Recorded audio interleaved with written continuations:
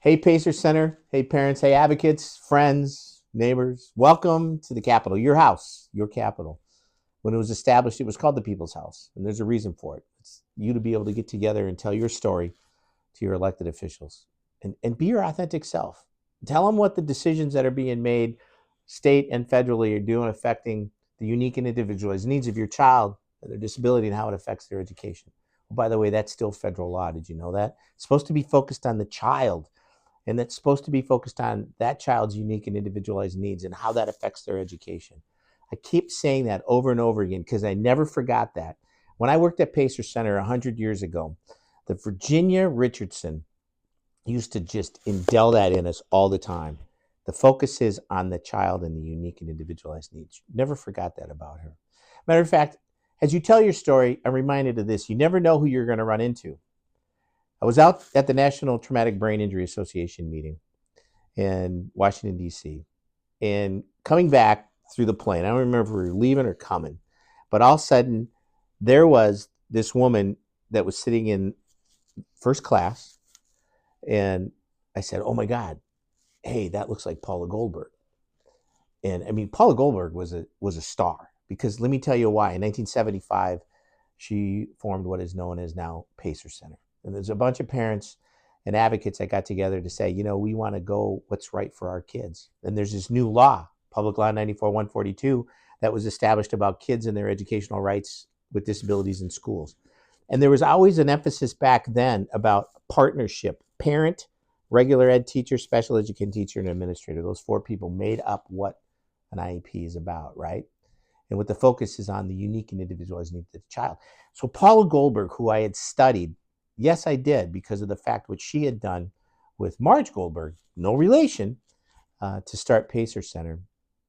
And I stopped and I looked at her and I said, "Hi, are you Paula Goldberg?" And she said, "Well, yes, I am." And I told her who I was and who I was related to. Matter of fact, Susie Seltzer was somebody who had volunteered at Pacer Center for years, right? Um, Paula invited me to come visit her. I took that invitation as, "Hey, come and let's talk about what you can do for Pacer Center." Ended up becoming an early childhood worker at the Pacer Center. Loved it, loved it. My point is this: um, you never know who you're going to run into, and relationships matter in everything. The other thing about relationships is when your relationship with your elected official, right? Get to know who they are, get to know what they're about, get to know their connection to the things that are important to you. That commonness is really going to be there. Become that expert for them when it comes to disability or services for your child. You become the expert, right? Another story for you.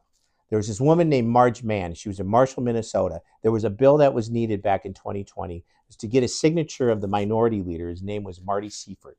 And Sam Walseth, myself, and Bob Brick went to find Marty Seifert to get him to sign on to this bill because we needed his signature. That would have been an important aspect. He was the minority leader, and everybody would have seen, oh my God, this is bipartisan.